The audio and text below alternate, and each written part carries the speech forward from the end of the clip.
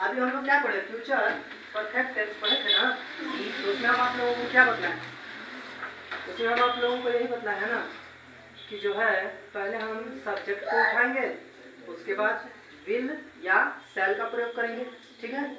उसके बाद हम हैव लेकर के आएंगे, हैव को लगाएंगे, वर्ब की थर्ड फॉर्म के साथ जाएंगे। लेकिन समस्या यहाँ यह फंस रहा है कि आखिर हम विल या सेल का प्रयोग तो करेंगे, ठीक है ना, हैव का भी प्रयोग करेंगे, लेकिन किसके साथ, कहाँ पे, ठीक है। तो इस चीज को अभी हम समझेंगे। तो थोड़ा सा संक्षिप्त सारणी हम देख लेते हैं। देखो पर्सन जो हमारा होता है ना, पर्सन कितना पर्सन होता है, कुछ वो बोलो। 3%। पर्सन हमारा क्या होता है, first person, second person, third person. First second और third person.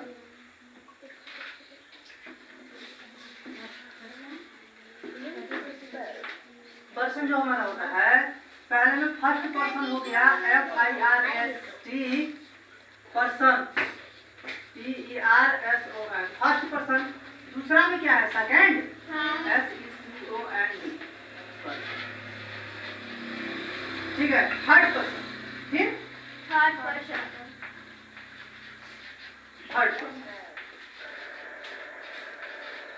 First person, second person और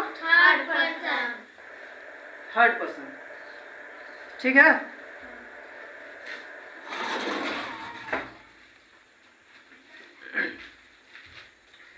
तो देखो फर्स्ट पर्सन में जो है हमारा ना सिंगुलर, क्या सिंगुलर के भी फर्स्ट सेकेंड थर्ड पर्सन होते हैं, और प्लूरल के भी, ठीक है, प्लूरल के भी फर्स्ट सेकेंड और थर्ड पर्सन होते हैं। चलो हो गया, यानी सिंगुलर के भी 3 और प्लूरल के भी 3। इतना तो समझ में आप लोग को आ ही गया, ठीक। तो सिंगुलर का जो हमारा फर्स्ट पर्सन होता है ना बाबू, उसमें हम आई के साथ, सिंगुलर में हम फर्स्ट पर्सन में आई के साथ शैल है, ठीक है, आई के साथ शैल है, और सेकेंड पर्सन में यू के साथ विल है। सेकेंड पर्सन में सिंगुलर का सेकेंड पर्सन, ध्यान देना, यू के साथ क्या विल है, ठीक। और सिंगुलर का जब थर्ड पर्सन आएगा हमारा, तो ही सी इसके साथ हम विल है, यानी कि थर्ड पर्सन में ही सी, ठीक, ईट, राम, या किसी के नाम के साथ, यानी कि नाउन जो है हमारा किसी के नाम के साथ, ठीक है ना, विल का प्रयोग करेंगे, विल है, ठीक है। चलिए ये तो हम सिंगुलर का फर्स्ट पर्सन, सेकंड पर्सन और थर्ड पर्सन जान गए है ना। अब प्लूरल का हम जानते हैं, प्लूरल का जानेंगे। तो प्लूरल का जो है वी के साथ, फर्स्ट पर्सन में वी के साथ बता दो, शैल हैव लगेगा या विल हैव लगेगा, कुछ बोलो। गुड, वी के साथ शैल है, ठीक है।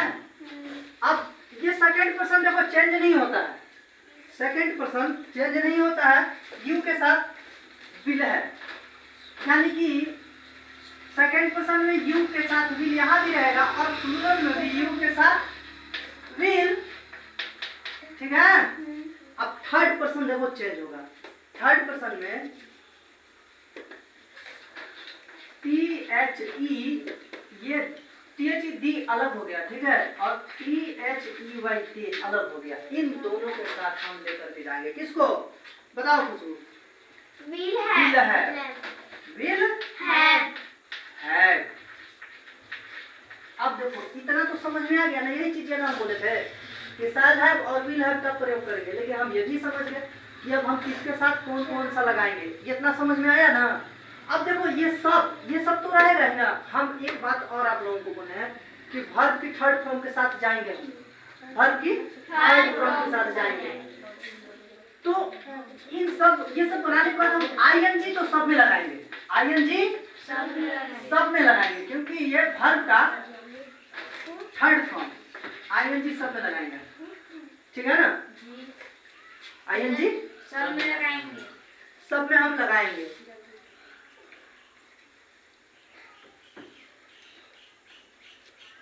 सॉरी, आईएनजी वर्ब की थर्ड फॉर्म के साथ बोला है जाने के लिए ना, वर्ब की थर्ड फॉर्म के साथ आईएनजी नहीं लगाएंगे। आईएनजी अगर लगाएंगे गलती, आईएनजी अगर लगाएंगे तो फोर्थ फॉर्म हो जाएगा। इसको हमको थर्ड फॉर्म के साथ जाना है, वर्ब की थर्ड फॉर्म के साथ जाना है, थर्ड फॉर्म के साथ। चाहे हमारा पर्सन कोई भी हो, सिंगुलर हो प्लूरल हो, ठीक है? तीनों पर्सन में हम जो है वर्ब की थर्ड फॉर्म को लेंगे, ठीक है ना? हाँ, आईएनजी जो होता है वो फोर्थ फॉर्म होता है। चलो इसको भी आप लोग नोट करो। इसके बाद अभी अफर्मेटिव सेंटेंस बताएंगे, निगेटिव सेंटेंस बताएंगे और इंट्रोगेटिव सेंटेंस बताएंगे। तीनों जब बताएंगे तो ये भी आप लोग का कंप्लीट हो जाएगा, ठीक है? चलिए नोट कीजिए इसको आप।